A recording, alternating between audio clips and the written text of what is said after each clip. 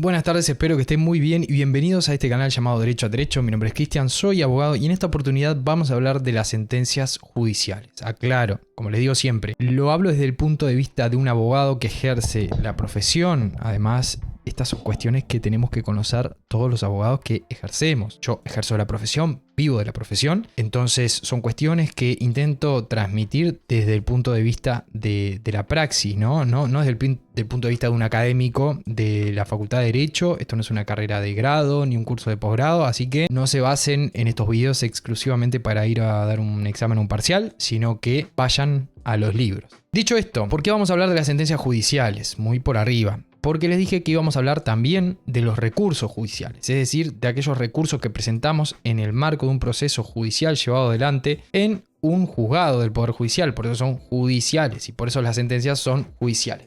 Les voy a decir que para esto van a tener que tener a mano el Código General del Proceso, si es anotado y concordado mejor, y en esta oportunidad les voy a recomendar este libro de Aval, que es el tomo 5. Bueno, ese es un marcador que a veces uso. Miren, son 20 pesos. Tengo muchos marcadores, pero a veces agarro lo que tengo a mano y lo marco con eso al libro en esta oportunidad. En esta oportunidad tenía 20 pesos, pero bueno, ya van conociendo alguna cosa de cómo me comporto yo con los libros. Además, si quieren, el tomo 2 de Tarigo está bastante bien. Después tienen el tomo 3 de Clet, es el libro rosadito, también pueden leerlo ahí. También tienen los libros de Carolina Giuffra, los recursos en el Código General del Proceso, el tomo 1 y el tomo 2, espectaculares también. Y el de Jorge Pereira, Apelación y Segunda Instancia. Después el de recursos de Vescovi, que editó La Ley, el libro marroncito. Y bueno, hay muchos más, pero si quieren comenzar por ahí, les va a venir bárbaro. Ahora, recuerden una cosa, en este tema de las sentencias judiciales, el CGP no define cuando una sentencia es definitiva, cuando es interlocutoria, etc. Entonces no hay una opinión unánime en la dogmática y además el CGP hay veces que califica una sentencia como interlocutoria, pero en realidad es definitiva, como pasa, por ejemplo, cuando se rechaza una demanda por manifiestamente improponible. Así que tenemos un tema complicado por ahí. Uno de los temas más complicados es el tema de las sentencias judiciales. Pero recuerden, les recomiendo a Aval, tomo 5, y además a Carolina Giuffra. Aval para el tema de las sentencias y a Carolina Giuffra para el tema de los recursos. Dicho esto, vamos al artículo 195 del CGP. Vamos a abrir el CGP y vamos a ir al artículo 195. Ustedes hagan lo mismo que estoy haciendo yo. Abran el CGP y vayan al artículo 195. Y van a ver qué dice: forma de las resoluciones judiciales. Los tribunales dictarán sus resoluciones en forma de providencias de trámite y de sentencias interlocutorias y definitivas. Ahí ya establece el CGP tres categorías: las providencias de trámite o las resoluciones de mero trámite, las sentencias interlocutorias y definitivas. Además, tenemos en el artículo 268 las sentencias interlocutorias con fuerza de definitivas. Así que podemos decir que el derecho positivo consagra estas categorías de sentencias que son las resoluciones de mero trámite. Ojo, hay una diferenciación que hace Tarigo, que dice que una resolución de mero trámite no es una sentencia y una sentencia interlocutoria sí, porque según él una sentencia interlocutoria o una sentencia definitiva deciden y una resolución de mero trámite no, sino que tiene como finalidad pasar a la siguiente etapa del proceso. Yo sigo la postura de Barrios de Angelis, que dice que en definitiva, en cualquier resolución el juez resuelve. Entonces, sea una resolución de mero trámite o una sentencia interlocutoria, el juez está resolviendo. Así que es correcto llamarle resolución a todo. Pero van a ver que tenemos las resoluciones de trámite o de mero trámite, tenemos las interlocutorias simples, tenemos las interlocutorias con fuerza definitiva y tenemos las definitivas. ¿Por qué tenemos que diferenciar una de otra? Porque ahí va a variar el plazo para el dictado, la cantidad de voluntades que haga falta para dictarlas. Por ejemplo, es una sentencia de segunda instancia, los requisitos procesales que tiene que cumplir el juez para dictar esa sentencia, la forma de notificación, los recursos, la eficacia de estos recursos, etc. Eso lo pueden leer de Aval. Lo que, como les dije recién, lo que van a ver, y en eso en el libro de Aval lo van a ver bien sintético, bien resumido, la cantidad de posturas que hay sobre la categorización de un tipo de sentencia y otro. Es impresionante. Pero, resumiendo, siendo breves, les digo que una resolución de mero trámite es aquella que controla nada más que los requisitos de admisibilidad. Por ejemplo, en un proceso ordinario le pedimos al juez que dé traslado por el término legal. El juez controla que la demanda haya cumplido con todos los requisitos de admisibilidad, que tenga el nombre de la parte, cédula, domicilios, etc. Controla que esté todo bien y todos esos requisitos de admisibilidad y ahí va a dar traslado. Entonces el juez va a decir de la demanda traslado. va a dictar una sentencia que la vamos a ver en ventanilla única. Nosotros presentamos una demanda y vamos a ir a la aplicación que tenemos o la página web que tenemos los abogados que se llama ventanilla única y vamos a seguir el trámite del expediente y vamos a ver que el juez dictó una sentencia que dice de la demanda traslado. Esa sentencia es una sentencia, esa resolución es una resolución de mero trámite porque solamente está controlando que cumpla los requisitos y le pasa a la siguiente etapa del proceso. No entra en las cuestiones de fondo ni entra a ver sobre la pretensión, etc. Es una resolución de mero trámite. Después tenemos las interlocutorias simples, que son aquellas sentencias que el CGP denomina como tales. Es decir, si el CGP dice tal sentencia interlocutoria, no hay nada que hacerle. Es el CGP que dice que tal sentencia es interlocutoria. Y las que no resuelven sobre el objeto principal ni son resoluciones de mero trámite. Es una categoría residual. Por ejemplo, aquella sentencia del juez que rechaza un medio de prueba que yo ofrecí por ser manifiestamente improponible. Ahí vamos a estar enfrente a una sentencia interlocutoria simple. Después tenemos las interlocutorias con fuerza de definitiva. Pone el fin al proceso resolviendo una cuestión accesoria, conexa o secundaria al objeto del proceso. Por ejemplo, yo promuevo un cobro de pesos, presento la demanda y digo que se condene a fulano al pago de la suma de 500.000 pesos más reajustes de intereses. Al dar traslado, el demandado opone la excepción de falta de legitimación activa. O sea que yo no podría haber promovido la demanda porque no cumplía con los requisitos para ser actor. Es decir, digamos, la parte, ¿no? El juez, si hace lugar y dice está bien, acoge la excepción de falta de legitimación activa, se va a terminar el juicio porque el actor no... Esto después puede existir una ratificación, pero supóngase que no exista una ratificación, que no sea posible de ser subsanable, sino que bueno, se da la falta de legitimación activa. Bueno, ahí se termina el juicio. ¿Por qué? Porque yo no podía ser actor, porque no cumplí con los requisitos procesales para ser actor y se terminó. Y no se entró a ver si correspondía o no el pago de esa cantidad de dinero. Se terminó porque se terminó, por una cuestión secundaria. Y después tenemos las sentencias definitivas, que son aquellas que resuelven el objeto principal o una parte del objeto principal. Ojo, no son aquellas que se dictan al final del juicio. Si bien la mayoría de las veces se dictan al final del juicio, no se puede tomar esa definición como universal y eso lo van a ver en el libro de aval, sino que son aquellas que resuelven sobre el objeto principal o una parte del objeto principal. Es decir, aquella que condena al pago de dinero y por ahí se termina todo y ahí esa sentencia la que yo voy a presentar recurso de apelación, que va a pasar al tribunal de segunda instancia, supóngase si estamos en primera instancia, ¿no?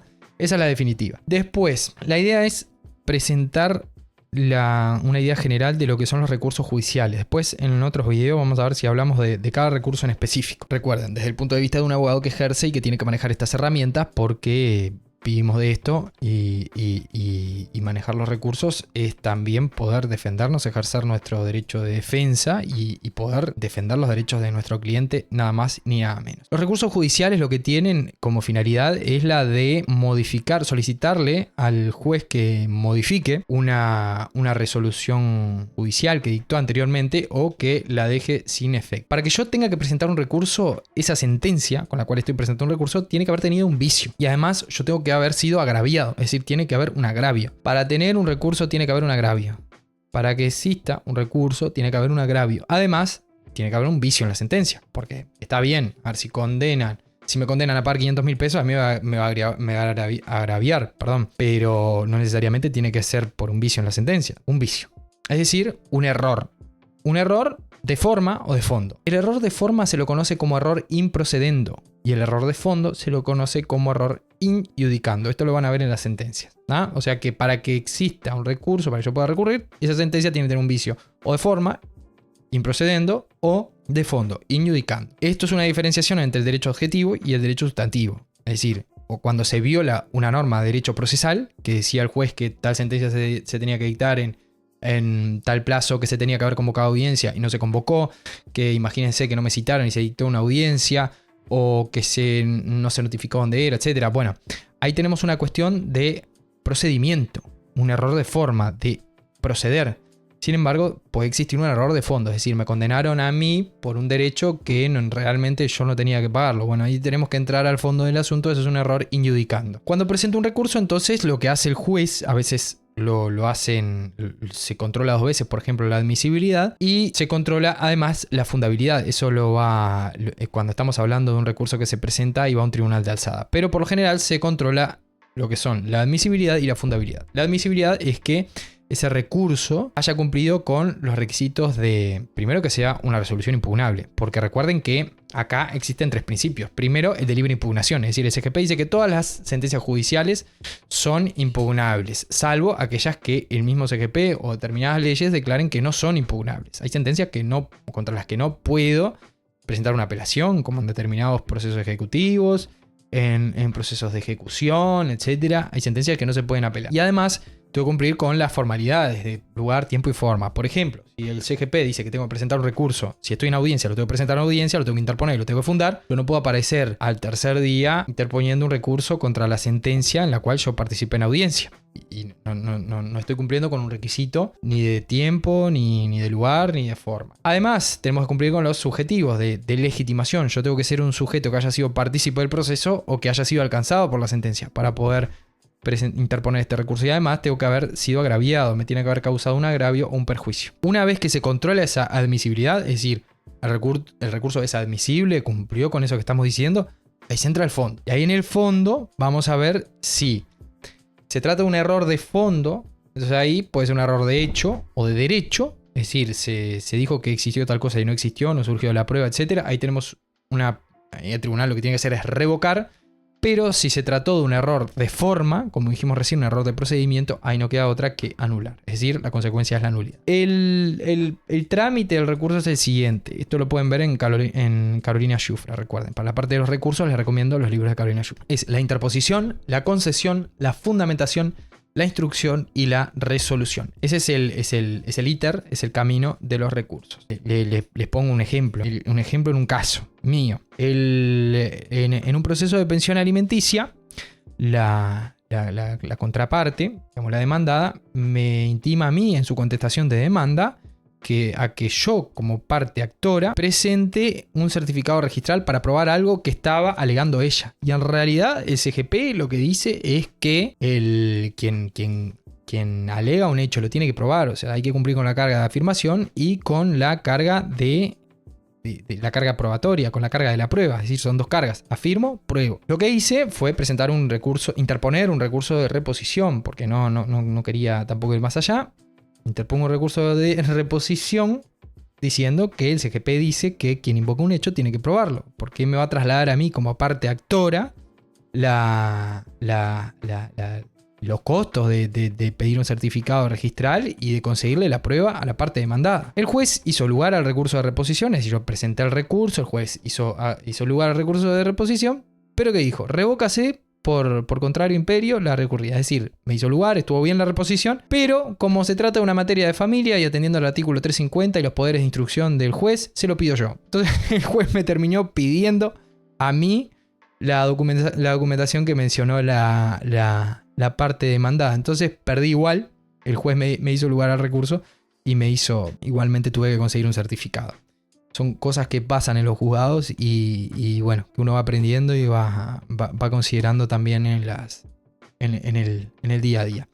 Así que la próxima vez que hablemos de estas cuestiones procesales, ustedes recuerden que yo hablo principalmente de derecho administrativo en este canal, pero la próxima vez que vengamos con las cuestiones procesales ya vamos a ver los tipos de recursos. Recuerden que existen los recursos de aclaración, ampliación. Aclaración es cuando hay algo que no se entiende bien de la sentencia, ahí interponemos aclaración. Ampliación cuando nosotros pedimos A y B y nos dan A, es decir, faltó algo, como por ejemplo cuando pedimos, ahora mismo hablando de pensión alimenticia, pedimos una pensión provisoria en la demanda y el juez solamente da traslado. Bueno, ahí recurso de ampliación. También tenemos reposición, es más leve que la apelación, es decir, el recurso de reposición lo resuelve el mismo juez que dictó la sentencia. Y después tenemos la apelación, que se puede interponer también en subsidio, en conjunto y en subsidio con el de reposición, que ahí sí habilita la instancia de revisión ante el tribunal de alzada, es decir, un tribunal de apelaciones. Y después tenemos el recurso de casación, que procede bajo determinados casos y también respetando ciertos montos, que ahí ya lo resuelve la Suprema Corte de Justicia. No aplica siempre, vamos a ver, que ya es como la tercera, en realidad sería la segunda oportunidad de revisar la sentencia, porque la primera vez la revisa el Tribunal de Apelaciones y la segunda la revisa Casación. Se discute si es un recurso o una instancia, pero en nuestra posición es lo que nosotros pensamos es un recurso. Bueno, los invito a ir leyendo en lo que queda, que vayan leyendo el CGP y que vayan leyendo el tomo 5 de Aval, que vayan haciendo sus comentarios acá debajo y estamos hablando y cualquier duda que tenga, cualquiera que sea, me lo hacen saber. Así que hasta la próxima y gracias por escuchar. Hasta pronto.